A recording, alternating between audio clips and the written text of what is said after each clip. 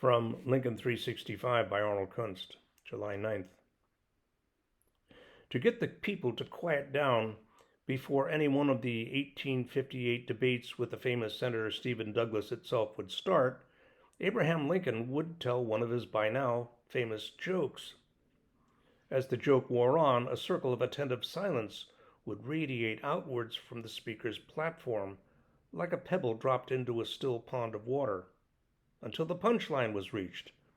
Then everyone who had heard the whole joke would burst into laughter, and the ones out there on the fringe would be encouraged to remain attentive because Lincoln just might tell another joke. In the process, by the way, Abraham Lincoln would have won the debate before it had even started. Isn't that right? Arnold Kunst.